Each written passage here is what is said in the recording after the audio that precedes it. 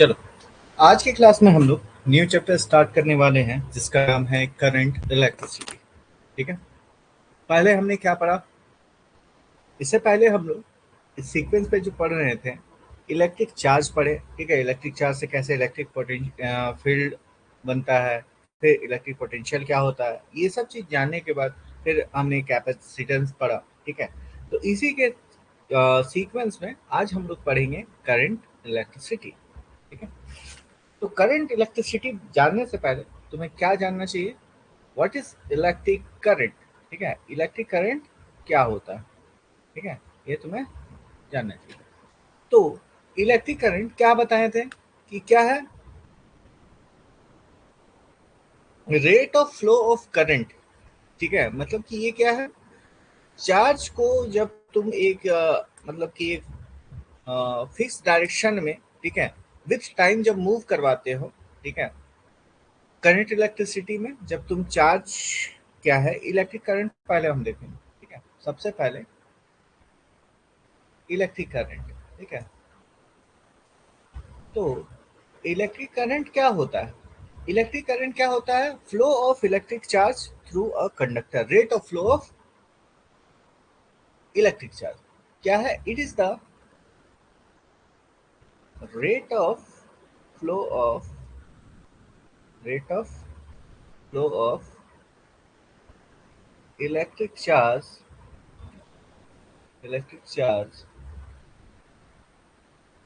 Through a conductor.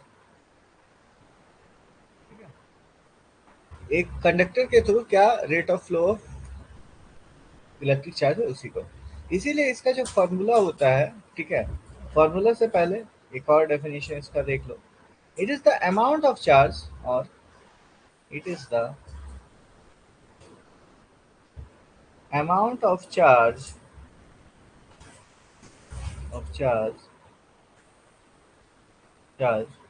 flowing through a cross section of conductor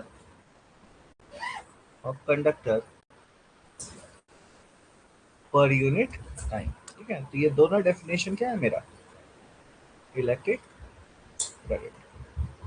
ठीक है, तो इसी से मेरा एक फार्मूला बनता है कि हम जब इलेक्ट्रिक करंट को charge rate of flow of charge per unit time बोल रहे हैं, तो ये मेरा फार्मूला हो जाता है। मतलब कि electric current is equal to rate of flow of electric charge, मतलब इलेक्ट्रिक चार्ज बाय टाइम। ठीक है, ये। अब इसका यूनिट की बात किया जाए तो यूनिट एक इसका यूनिट होता है एम्पेयर। ठीक है, और एक यूनिट क्या हो सकता है? Coulomb, coulomb per second. ठीक है, तो अब देखो, अब इलेक्ट्रिक करंट का डायरेक्शन क्या होता है? ठीक है, डायरेक्शन ऑफ इलेक्ट्रिक करंट। कोई तुमसे पूछे कि करंट का डायरेक्शन क्या होता है, तो तुमको उसमें बताना होगा कि डायरेक्शन कैसे हम लोग मानते हैं। ठीक है, तो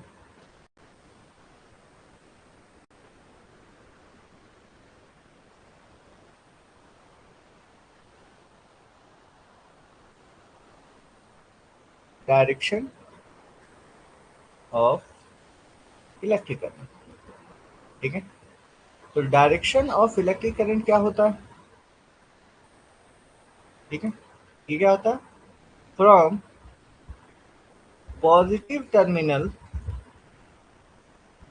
टू नेगेटिव टर्मिनल। ठीक है, और ये जो इलेक्ट्रिक करंट का जो फ्लो है, ठीक है, इलेक्ट्रॉन जो है इससे अपोजिट में मूव करता है। तो इलेक्ट्रॉन फ्लो, नोट में, electron flow is opposite to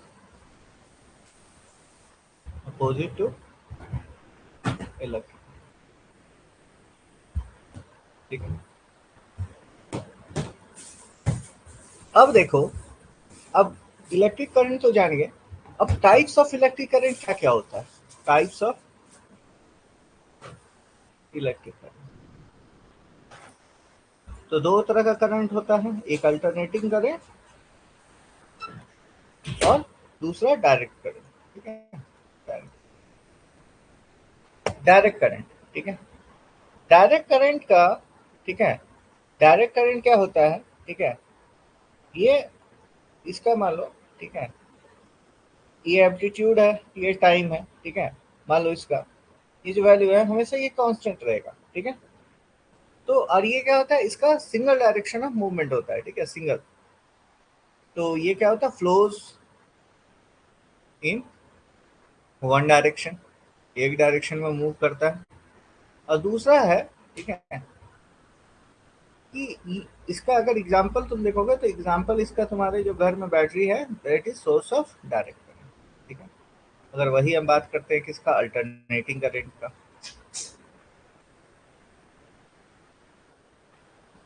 alternating current का, तो अल्टरनेटिंग करंट का कैसा ग्राफ होता है, ऐसा।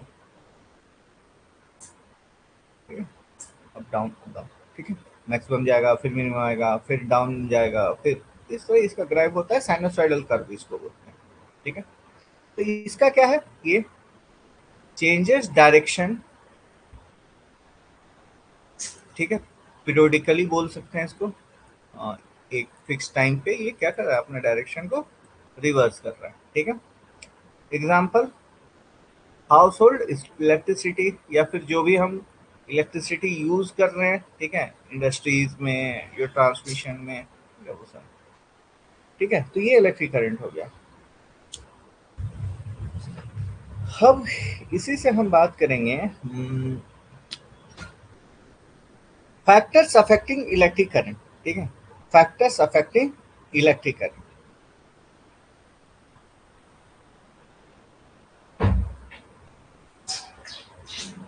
Factors affecting electric current. ठीक है, इसे जानने के बाद फैक्टर्स अफेक्टिंग इलेक्ट्रिक करंट।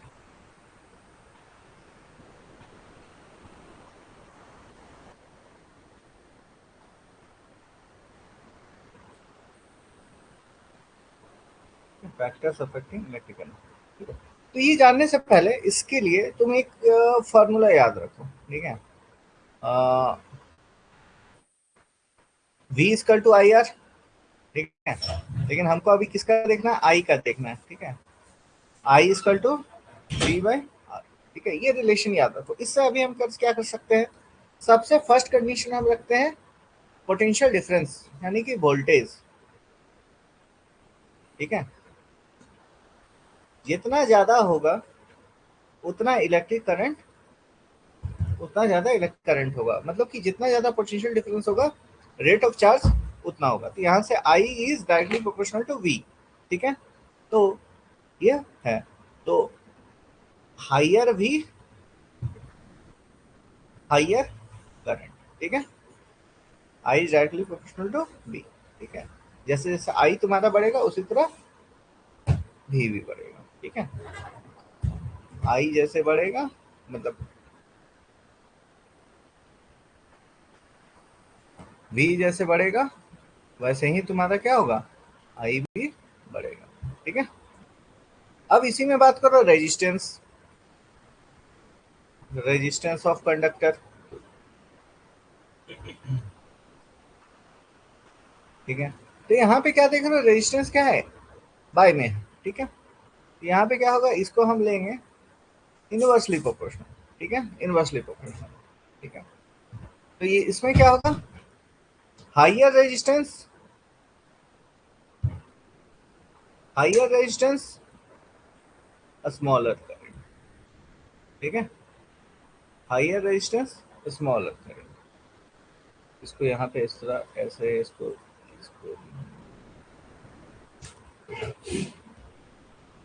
यहाँ पे देखो, हाइयर वोल्टेज,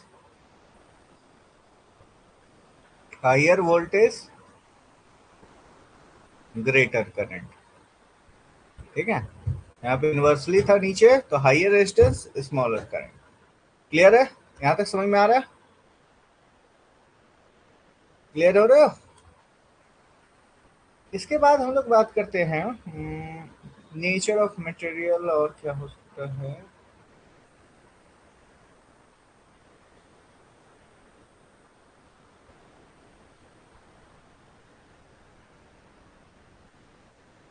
ठीक है, थर्ड कंडीशन हम लोग लेते हैं टेम्परेचर। टेम्परेचर पे क्या होगा, ठीक है, तो यहाँ पे देखोगे फॉर मेटालिक कंडक्टर्स, जो मेटालिक कंडक्टर्स रहेंगे, ठीक है, मेटालिक कंडक्टर्स के लिए, ठीक है, यहाँ पे क्या होगा, टेम्परेचर इंक्रीज करने से रेजिस्टेंस मेरा इंक्रीज होगा, ठीक है, इंक्रीज इन टेम्परेचर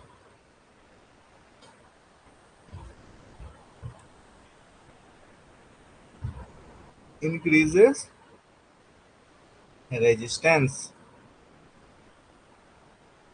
ठीक है, वाइफ।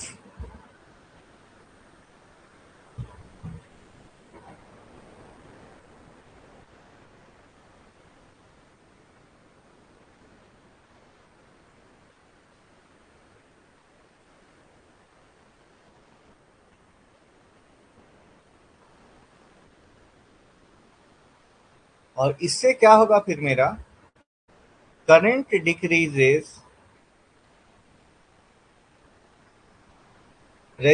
इंक्रीज, जब टेम्परेचर पे इंक्रीज होगा तो मेरा रेजिस्टेंस इंक्रीज होगा, और इससे क्या होगा, करंट डिक्रीजेस, करंट क्या करेगा, डिक्रीज करेगा इफ वोल्टेज रिमेन्स कांस्टेंट, ठीक है, वोल्टेज।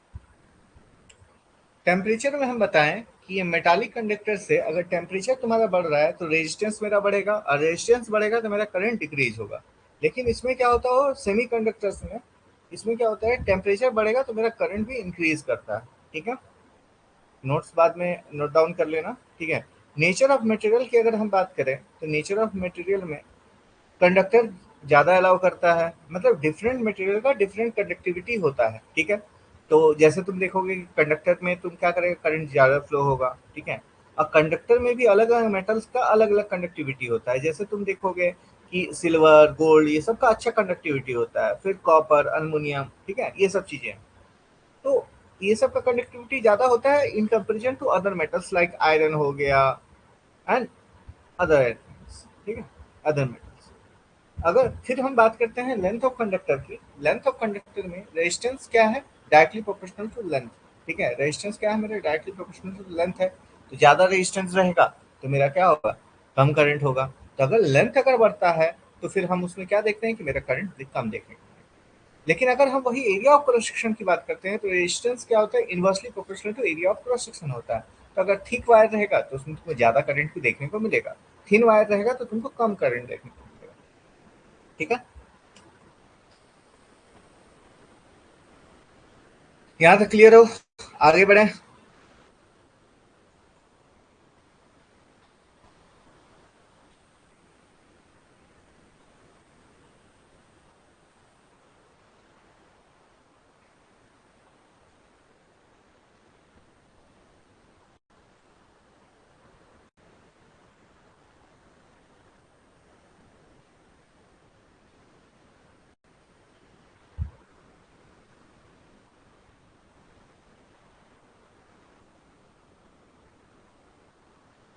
ठीक है, यहाँ तक समझ में आया? ओके, चलो आगे बढ़ते हैं।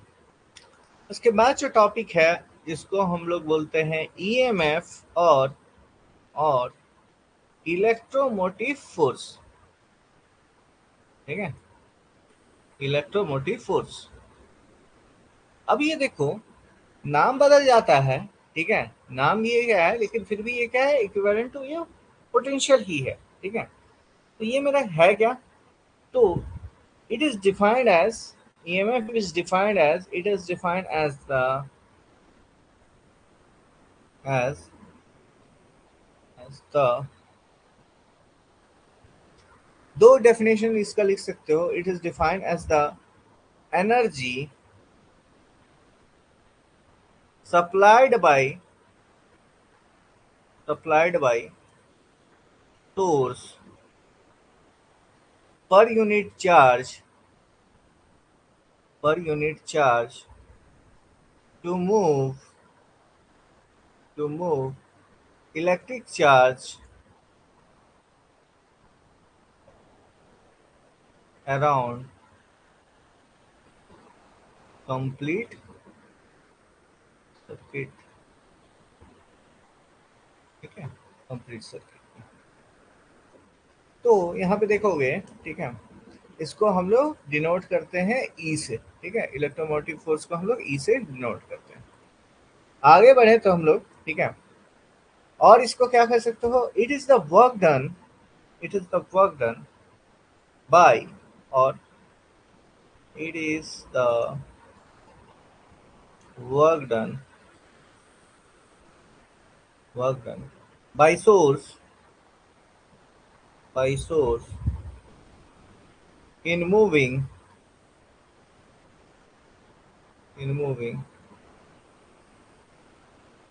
a unit positive charge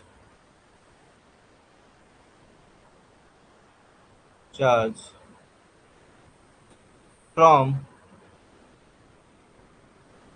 ठीक है, positive charge around a complete circuit,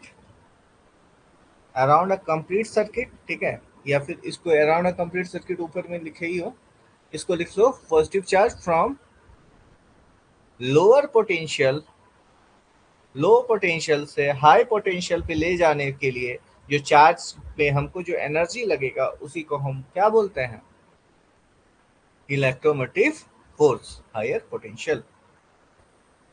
ठीक है, तो इसलिए हम लोग ईएमएफ को हम लोग लिखते हैं, EMF is W by Q. ये तुम्हारा पोटेंशियल जैसा नहीं हो गया, ऐसे ही है। ठीक है, डब्ल्यू बाई क्यू। तो ई तुम्हारा ये तुम्हारा हो गया, इसको तुम ऐसे लिखो, ज्यादा अच्छा रहेगा।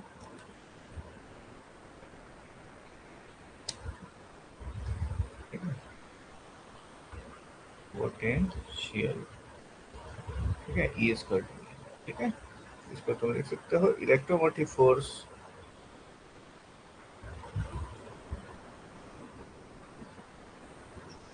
Equal to work done by charge. ठीक है, अब इसका यूनिट क्या होगा, यूनिट इसका होगा वोल्ट और जूल पर कूलम। ठीक है, वर्क का क्या होता है, जूल होता है। ठीक है, और इसका अगर तुम, ठीक है, इलेक्ट्रोमोटिव फोर्स हम लोग तो समझ गए कि हाँ इसको वर्क डन लग रहा है। ठीक है, तो उसमें फिर क्या जरूरत पड़ेगा नहीं पड़ेगा उसके हिसाब से। ठीक है, तो अब देखो यहाँ पे अगर तुमसे कोई पूछे कि ईएमएफ तो तुम जान गए कि हाँ work done per unit charge, अब ईएमएफ ऑफ अ सेल की अगर कोई तुमसे बात करे तो तुम क्या बताओगे, तो इट इज द, अब देखो सेल में, ठीक है, अगर तुम्हारे पास एक कोई बैटरी है, ठीक है, बैटरी है, ठीक है, तो इसमें अगर कोई भी वोल्टेज ड्रॉप नहीं है, ठीक है, कोई करंट फ्लो नहीं हो रहा है, करंट फ्लो होगा तो वोल्टेज ड्रॉप होगा, तो उसमें जो मैक्सिमम पोटेंशियल डिफरेंस होता है ना, that is EMF of the cell. तो it is the maximum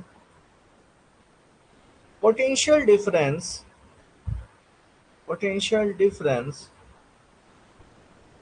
between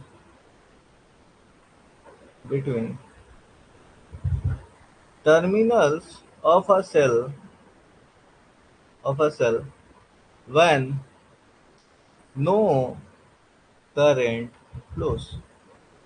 ठीक है, जब कोई करंट फ्लो नहीं होता है तब टर्मिनल पे, तो उसको हम ईएमएफ का सेल बोलते हैं। ठीक है, तो अब देखो इससे एक और कॉन्सेप्ट तुम यहाँ पे समझ जाओगे, ठीक है, कि ईएमएफ क्या है। ई इसको ई से जैसे रिप्रेजेंट किया। ठीक है, अब इसी में मान लो कि एक सेल में इंटरनल रेजिस्टेंस भी होता है। ठीक है, इंटरनल रेजिस्टेंस भी होता है, इंटरनल रेजिस्टेंस ऑफ सेल। ठीक है। इंटरनल रेजिस्टेंस की बात करो तो अगर टर्मिनल वोल्टेज, ठीक है, टर्मिनल वोल्टेज, ठीक है, अगर मान लो, ठीक है, एक बैटरी है, ठीक है, एक बैटरी है,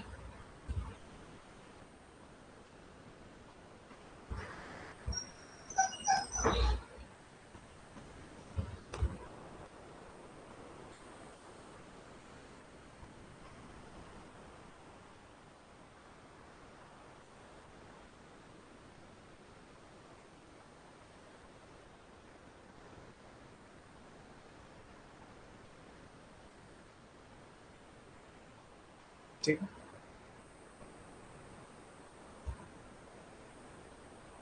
यहाँ पे एक रेजिस्टेंस है, ठीक है, यहाँ पे एक बल्ब लगा, ठीक है।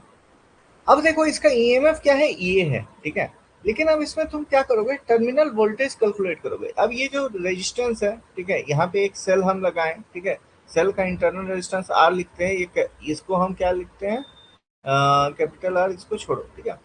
तो यहाँ पे अगर तुम टर्मिनल वोल्टेज की बात करोगे ना, तो E minus I current flow करेगा, तो ये आई आर होगा। टर्मिनल वोल्टेज ऐसे निकालते हैं, यहाँ पे आर तुम्हारा क्या है, इंटरनल रेजिस्टेंस है, internal resistance of the cell, ठीक है, आर इंटरनल रेजिस्टेंस। अब यहाँ पे बात करेंगे हम लोग, ठीक है, बात क्या करेंगे, जैसे अभी, ठीक है, इतना तुम लोग जान गए, आगे हम लोग बात करते हैं ओम्स लॉ की। ओम्स लॉ हम लोग पहले देखे थे, लेकिन फिर भी एक बार डिस्कस कर लो। ओम्स लॉ, ओम्स लॉ, ठीक है, ये क्या कहता है, ठीक है, कि current flowing through the conductor is directly proportional to potential difference applied across its in, ठीक है, current flowing through the conductor is directly proportional. उतना स्टेटमेंट इसमें लिखाने की जरूरत नहीं है, तुम लोग बचपन से पढ़ रहे हो, अभी मैंने एक्सप्लेन भी किया, तो इसमें उतना जरूरत नहीं है, ठीक है। तो इसको हम लोग, ठीक है, आई इक्वल टू एक प्रोपोर्शनलिटी कांस्टेंट लिखते हैं, आई आई आर वी, ठीक है। दोनों तरह से, इस तरह भी बहुत लोग इस तरह भी लिखते हैं, लेकिन एक्चुअल फार्मूला ये होता है, ठीक है, एक्चुअल फार्मूला ये होता है, ठीक है, कि पोटेंशियल पे डिपेंड करता है करंट, ठीक है, ना कि करंट पे डिपेंड करता है पोटेंशियल, ठीक है। तो I is directly proportional to V होता है, ठीक है, तो करंट डिपेंड करता है पोटेंशियल पे, तो इसलिए I is directly proportional to V होता है, ना कि भी तुम्हारा डिपेंड कर रहा है करंट पे। तो इसलिए हमेशा ये फॉर्मूला, मतलब ये कॉन्सेप्ट समझना कि मतलब मेरा करंट क्या है, वो डिपेंड कर रहा है पोटेंशियल पे, ना कि मेरा वोल्टेज मेरा डिपेंड करेगा करंट पे, ठीक है। तो इसलिए बहुत लोग इस तरह इसको ऐसे भी लिखते हैं, लेकिन एक्चुअल में ये होता है, फिर इसको हम बाद में ऐसे करके V square to I R लिखते हैं, ठीक है। इसका जो ग्राफ होता है ये लीनियर है, तो इसको हम लोग ग्राफ को, अगर इसको हम भी बढ़ते जा रहा है तो आई मेरा बढ़ते जाएगा, तो इसका ऐसे ग्राफ लेते हैं, तो करेक्ट ग्राफ ये होगा, ठीक है, उल्टा नहीं कर देंगे। अब यहाँ पे देखो, ठीक है, यहाँ पे देखो, इसमें स्टेटमेंट लिखाने की तो जरूरत नहीं है, आई होप सो, ठीक है, क्योंकि तुम लोग को एग्जाम में स्टेटमेंट लिख के नहीं आना है। अब बात करते हैं रेजिस्टेंस। रेजिस्टेंस क्या है, प्रॉपर्टी ऑफ कंडक्टर, ठीक है, property of conductor by which opposes the flow of electric current और चार्जेस, ठीक है, it is the property of conductor by virtue of which it opposes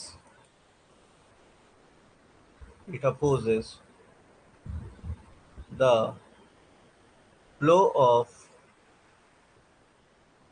charges या और इलेक्ट्रिक करंट तो, ठीक है। अब क्या है, रेजिस्टेंस अगर ज्यादा रहेगा, रेजिस्टेंस ज्यादा रहेगा, तो मेरा करंट क्या होगा, कम होगा। ये रिलेशन तो तुम देखें। अब देखो इसका यूनिट क्या है रेजिस्टेंस का, यूनिट तुम जानते हो, देखो इसका फॉर्मूला अगर V equal to I R होता है तो R का क्या हो जाएगा, V बाई आई। तो एक यूनिट इसका हम लिखते हैं ओम, इसको हम सिंबल में ऐसे भी लिखते हैं, और इसको एक इनवर्स सिंबल में ऐसे वाले में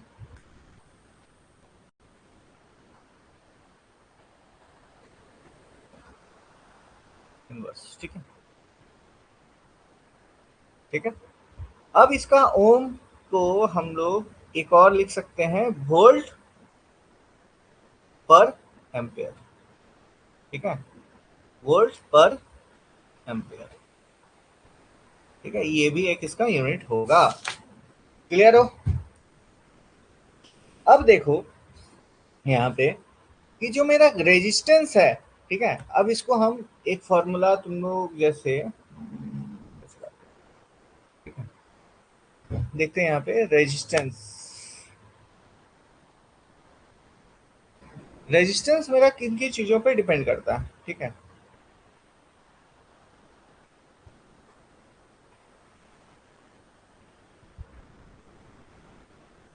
ओम ओमेगा, ठीक है, ओम को omega factor affecting resistance,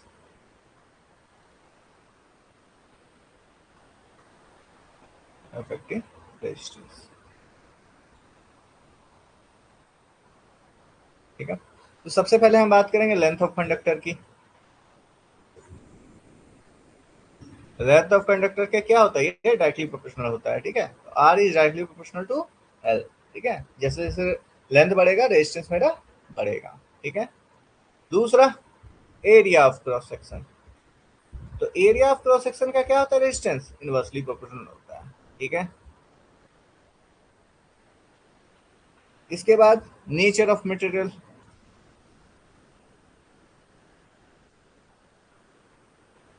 nature of material, ठीक है।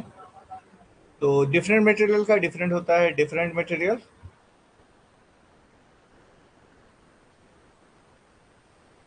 different material have different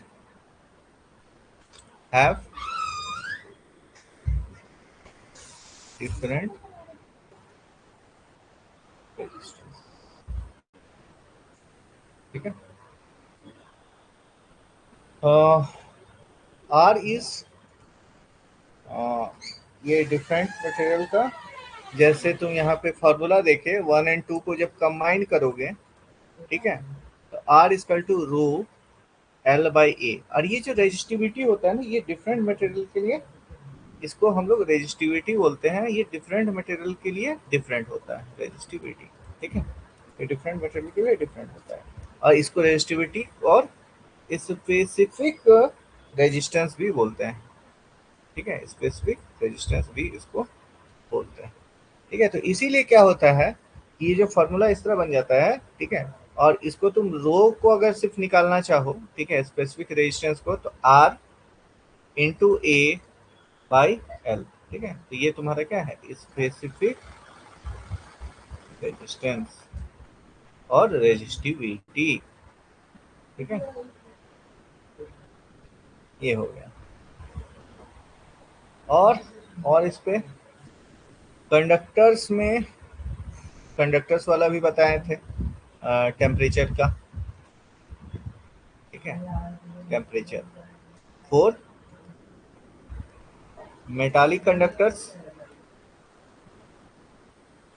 ठीक है। टेम्परेचर बढ़ेगा तो मेरा रेजिस्टेंस बढ़ेगा। फॉर सेमी कंडक्टर टेम्परेचर बढ़ेगा तो रेजिस्टेंस घटेगा, ठीक है। अब देखो रेजिस्टेंस का भी टाइप होता है, उसे उतना देखने की जरूरत नहीं। कंडक्टेंस देखो, इसके बाद conductance,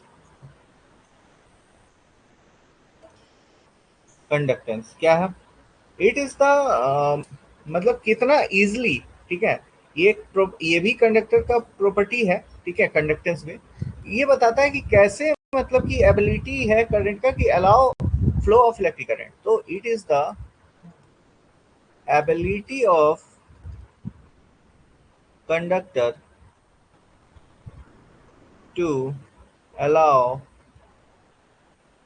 flow of electric current, ठीक है। कंडक्टेंस को हम लोग जी से रिप्रेजेंट करते हैं, और ये जस्ट क्या होता है, reciprocal of, it is reciprocal of resistance, ठीक है। रेजिस्टेंस का इसको हम लोग रेसिप्रोकल करते हैं जी। तो इसको जी इक्वल टू 1/r लिख सकते हो, और जो कुछ भी होता है, ठीक है। अगर तुम v equal to I R से, ठीक है, r equal to v by I लिखते हो, तो रेजिस्टेंस को तुम क्या लिख सकते हो, i बाई v, ठीक है। i बाई v भी लिख सकते हो इसको, उल्टा अगर वैसे करें तो, ठीक है। यूनिट इसका क्या हो जाएगा, यूनिट इसका हम लोग ओम बोलते हैं, तो इसका मोहो हो जाता है, और सिंबल में अगर हम बात करते हैं तो ये होता है इस तरह, और ये इनवर्स, ठीक है। और इसको क्या लिख सकते हो, एम्पेयर पर वोल्ट, ठीक है। ये सब यूनिट। अब तुम रेजिस्टेंस को कंबाइन करोगे, ठीक है। जैसे हम लोग कैपेसिटेंस को क्या किए थे, कंबाइन किए थे, तो रेजिस्टेंस कॉम्बिनेशन ऑफ रेजिस्टेंस पढ़ते हैं, ठीक है। कॉम्बिनेशन ऑफ रेजिस्टेंस टाइप करते हैं, जैसे हम लोग कॉम्बिनेशन ऑफ कैपेसिटेंस देखे थे, तो कॉम्बिनेशन ऑफ रेजिस्टेंस, ठीक है। कॉम्बिनेशन ऑफ रेजिस्टेंस, देखो यहाँ पे अगर तुम सीरीज कॉम्बिनेशन करोगे, तो मान लो मल्टीपल रेजिस्टेंस है, R1 R2 R3, R1 R2 R3, ठीक है। तो जो इक्विवेलेंट होगा रेजिस्टेंस का, ये क्या होगा, सिंपली ऐड हो जाएगा, ठीक है। वही अगर तुम पैरेलल कॉम्बिनेशन करोगे, पैरेलल कॉम्बिनेशन, तो इसमें क्या होता है,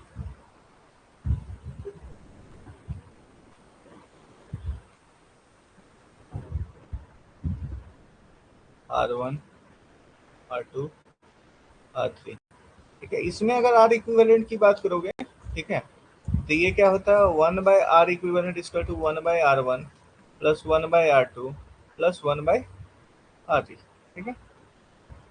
ये अरे इसका एक और यूनिट होता है, ठीक है, मोहो का बोले थे, और इसमें सीमेंस एक और यूनिट होता है, सीमेंस, और सीमेंस छूट गया था, ठीक है, जिसको हम एस से रिप्रेजेंट भी करते हैं, सीमेंस, सीमेंस भी लिख लेना, ठीक है। तो ये पैरेलल कॉम्बिनेशन हो गया। एंड एक लास्ट होता है series parallel circuit, series parallel circuit.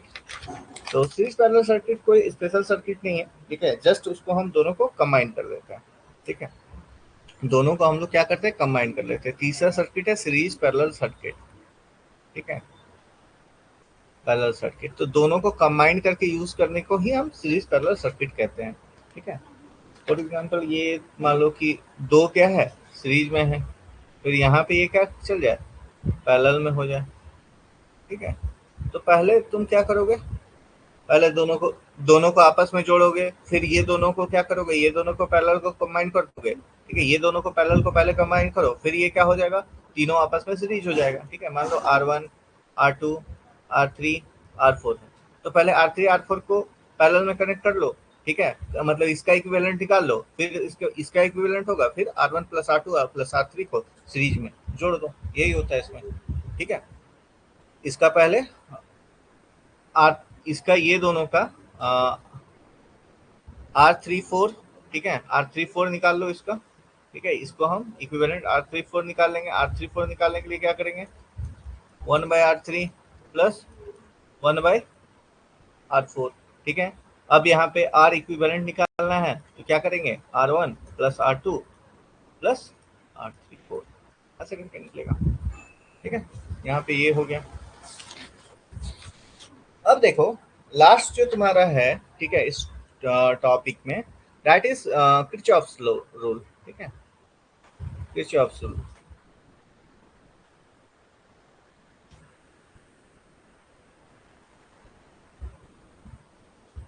Kirchhoff's law, ठीक है। किरचॉफ्स लॉ क्या बोलता है, किरचॉफ्स लॉ, ठीक है, दो लॉ है इसका जो काफी इंपॉर्टेंट है तुम्हारे लिए, ठीक है। टू लॉज, टू लॉज है, तो पहला है हम लोग जिसको फर्स्ट लॉ जिसको हम लोग किरचॉफ्स करंट लॉ भी बोलते हैं, किरचॉफ्स करंट लॉ, केसीएल। ठीक है, शॉर्ट में केसीएल। ठीक है, the algebraic sum of currents at any junction in an electric current is zero. The algebraic sum of currents at any junction in an electric current is zero. ठीक है, तो इसको in other words total current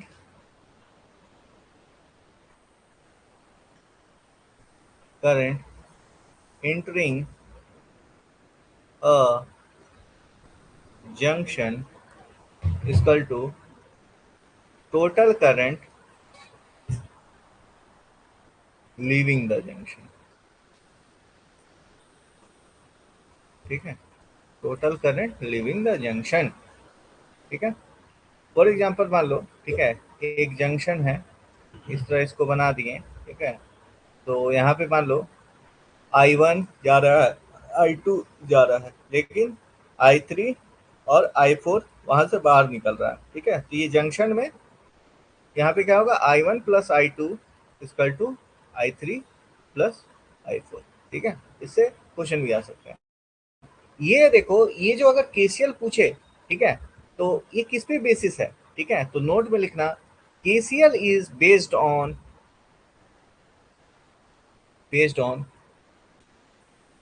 conservation of electric charge. ठीक है, electric charge के conservation पे ये based है। ठीक है, दूसरा लॉ है मेरा किरचॉफ्स वोल्टेज लॉ, जिसको हम लोग केवीएल भी बोलते हैं। ठीक है, इसका क्या डिफिनेशन है?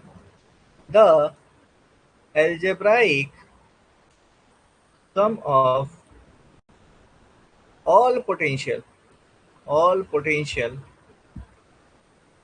differences and EMFs in any closed loop of a circuit is zero। ठीक है, ये बोलता है कि कोई भी सर्किट में वोल्टेज जो रहेगा वो जीरो रहेगा। इसको पहले वाले को summation of I equal to zero बोले थे, और ये दूसरा क्या है, समेशन ऑफ भी इक्वल टू जीरो। ठीक है, तो फॉर एग्जांपल एक सर्किट है। ठीक है, एक सर्किट है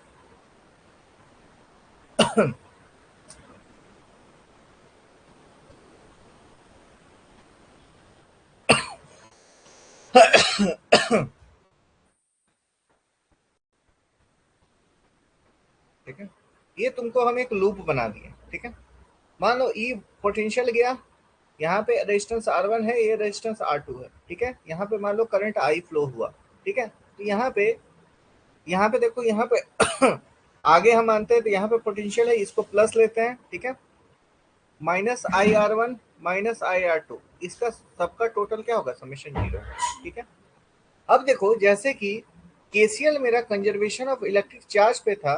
ठीक है, केवीएल मेरा किस पे बेस्ड है? Note, KVL is based on conservation of of energy, conservation of energy पे बेस्ड है। ठीक है,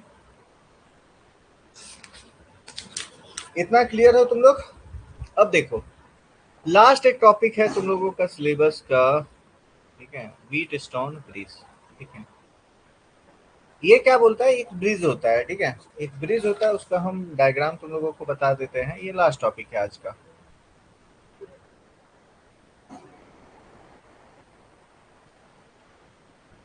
यहाँ पे बोला जाता है कि ये जो ब्रिज है बैलेंस तभी होगा जब यहाँ पे इसके सेंटर में क्या होता है, गैल्वेनोमीटर होता है, उसका एक रीडिंग होता है। ठीक है, ठीक है। तो इसमें बोला जाता है, और इसमें एक सेल लगा हुआ रहता है, तो इसके चारों ओर क्या होता है, रेजिस्टेंस रहता है। ठीक है, पी क्यू आर एस। तो बोला जाता है कि ये क्या होगा, बैलेंस तभी होगा जब क्या होगा, इस रीडिंग में जीरो हो। तो जब ये बैलेंस्ड होगा तो इसका जो वैल्यू होगा, ठीक है, कोई भी एक साइड को हम लोग क्या लिखते हैं, बाई में लेते हैं। ठीक है, अगर तुम लेफ्ट को ए से लो तो पी बाई आर लिख सकते हो, या फिर P by Q R by S. ठीक है, तो देखो सेम साइड को बाई में लिखते हैं। ठीक है, अगर हम पी बाई क्यू लिख रहे हैं या फिर पी बाई आर लिख रहे हैं, दोनों में मेरा लगभग सेम ही जैसा होगा, पी बाई आर और क्यू बाई एस। ठीक है, कैसे भी चेंज करोगे ये तुमको सेम ही आएगा। ये ब्रिज ब्रिज का कंडीशन। ठीक है, अब इसमें होता क्या है कि देखो, इसमें तीन रेजिस्टेंस का वैल्यू हमको नोन रहता है। Three resistance value are known and one once value one resistance value is unknown. ठीक है, तो यही है आज के क्लास में। तुम लोगों को सारा चीज कॉन्सेप्ट क्लियर हुआ नहीं हुआ, सब लोग बताओ जल्दी से, जल्दी से सभी लोग बताओ, सारा कॉन्सेप्ट क्लियर हुआ? आज के क्लास का सारा कॉन्सेप्ट क्लियर हुआ? जल्दी बताओ तुम लोग, जल्दी, फास्ट, एवरीवन रिप्लाई, रिप्लाई करो जल्दी से सभी लोग।